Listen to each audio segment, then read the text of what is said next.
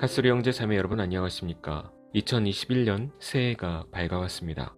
새해에도 하나님의 은혜와 복 넘치도록 받으시고 영육간에 강건하시길 바랍니다. 우리가 신앙생활을 하는 이유가 무엇일까요? 복 받으려고 하는 건가요? 네, 영생의 복을 받아야죠. 영원한 하늘의 복을 바라고 구하는 것은 매우 바람직하고 성령께서 주시는 지혜라고 할 수 있을 것입니다. 그런데 우리가 교회에서 기복신앙이라는 것을 많이 들어보셨을 것입니다. 기복신앙이란 교회에 나오는 이유가 성경을 깊이 알고 하나님의 뜻대로 살려고 하는 그런 이유가 아니라 그저 내 자신의 형통과 소원 성취 등 세상적인 복들을 구하고 받기 위해 신앙생활을 하고 기도를 하는 것을 말하죠. 그런 세상적인 목표를 이루기 위해서 교회에서 봉사하고 헌금도 하고 여러 가지 자신의 희생을 통해서 하나님께서 주시는 복을 기대하는 것입니다. 그런데 정작 그 마음에는 십자가의 복음에 대한 무지함과 하나님을 사랑하는 마음이 쏙 빠져 있는 것이죠.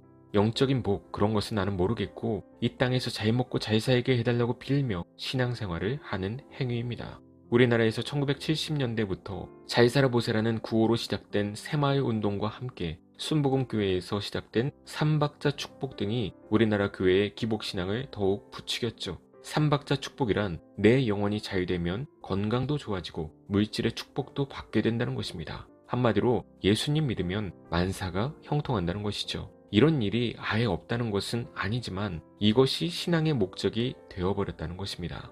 더욱이 자신의 희생을 통해서 새벽에 기도를 해야 더 응답이 된다는 그런 거짓된 믿음도 엄청나게 팽배해 있는 것입니다. 이것이 변질된 믿음입니다. 그렇다고 새벽 예배가 나쁘다는 것이 아닙니다. 믿음의 방향이 잘못됐다는 것이죠.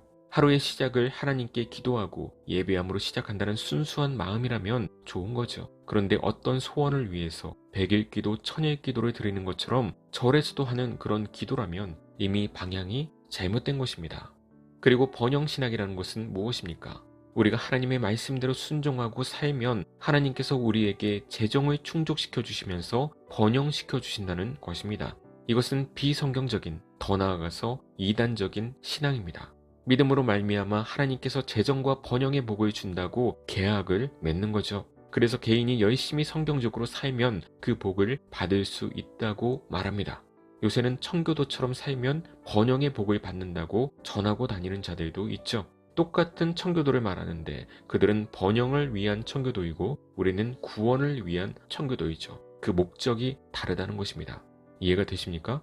성경적으로 사업을 하면 사업이 잘 된다. 그것이 번영신학인 것입니다. 어떤 떡볶이 회사 있죠? 이런 정치 우파를 따르는 개혁주의 목사들과 자칭 개혁주의자들이 아주 많이 보이고 있으니 문제인 것이죠. 그들이 말하는 자본주의란 부와 번영을 바라보며 근면 정직하게 살아가는 것이지만 기독교의 자본주의란 오직 주님만을 바라보며 근면 정직하게 살 때 따라오는 것입니다. 우리는 주만 바라보고 살 때 주께서 주시면 감사한 것이고 없어도 감사한 것입니다. 성경은 모든 사람에게 번영과 부를 약속하지 않으셨습니다. 고난 속에서 살아가는 성도들은 언제나 많습니다. 그러면 우리가 이 세상을 살아갈 때 하나님께서 주시는 세상적인 복을 전혀 누리지 못할까요? 그런 것은 또 절대 아닙니다. 우리 주만 바라보면서 주님을 사랑하는 마음으로 헌신하고 순종할 때 주께서 주권적으로 주님 보실 때 합당하다면 기적적인 복도 주실 수 있는 거예요. 그렇지만 그런 복을 받는 사람은 정말 그 진심이 그런 걸 바라보고 쫓은 것이 아니라 주만 바라보고 있었다는 것이죠. 너희가 내 안에 거하고 내 말이 너희 안에 거하면 무엇이든지 원하는 대로 구하라. 그리하면 이루리라. 거듭나서 주님과 연합되어 있으면 그런 자들에게 이런 복을 주시겠다는 것입니다. 그런데 하나님의 말씀도 모르고 십자가의 복음도 제대로 모르는 자들이 이것저것 간구의 기도만 열심히 100일, 1000일, 10년을 한다고 해서 그 기도가 응답이 될까요? 하나님께서는 그 기도를 듣지도 않고 있습니다. 저번에도 한 가지 간증을 한 적이 있었는데 다른 한 가지를 또 말씀드릴게요. 벌써 12년 정도가 됐네요. 제가 신림동에 있을 때 그곳에 고시촌이 있잖아요. 그래서 사법시험이나 행정고시 등을 공부하는 청년들이 엄청 많죠. 그 중에서는 집안이 좋은 사람들도 있지만 거의 어렵게 공부하는 사람들이 많았습니다. 그곳에서 작은 교회를 섬기고 있었는데 청년들이 많다 보니까 헌금이 거의 안 거치는 거예요. 어른 성도도 거의 없었거든요.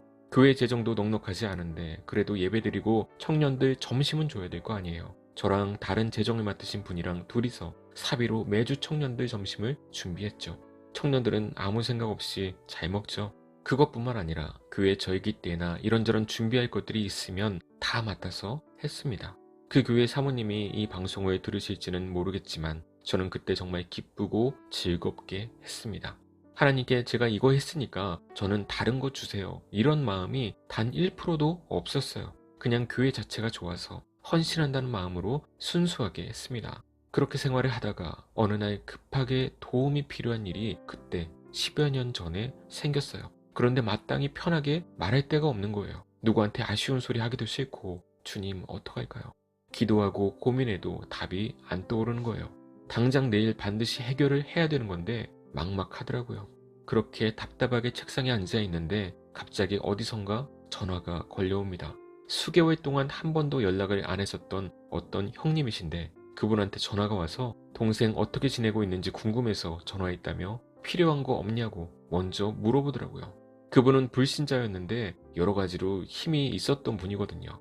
그래서 그 문제가 해결됐다니까요. 지금 생각해도 놀라워요. 하필이면 어떻게 딴 때도 아니고 그 타이밍에 전화가 올까? 그 형님에게 제 생각을 누가 떠오르게 하셨을까요? 하나님께서는 불신자를 사용하셔서라도 도와주십니다. 이런 것을 바라고 신앙생활을 하라는 게 절대 아닙니다. 그러면 기적주의로 빠지는 거예요. 그런데 하나님께서는 순종하는 자녀를 정말 급하고 필요할 때 생각해 주신다는 것입니다. 여호와여 구하오니 내가 진실과 전심으로 주 앞에 행하며 주께서 보시기에 선하게 행한 것을 기억하옵소서 하고 히스기야가 심히 통곡하더라. 히스기야 왕이 죽게 되니까 하나님께 기도한 거예요. 그동안 하나님께 진심으로 헌신하고 하나님의 말씀을 지켜온 저를 기억해달라고 자랑이 아닌 고백을 하니까 하나님께서 그 기도를 응답하여 주셔서 15년의 수명을 연장시켜 주셨죠.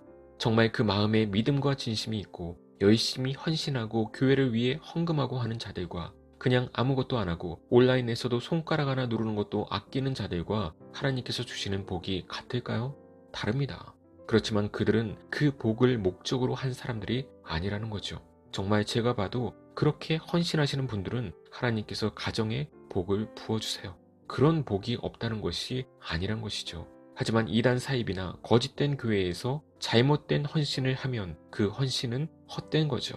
아다르고 어다르다고 하나님을 사랑함으로 순종하고 받는 복은 합당하지만 복을 위해 순종하면 그것이 기복신앙이고 번영신앙이 되는 가증스러운 행위입니다.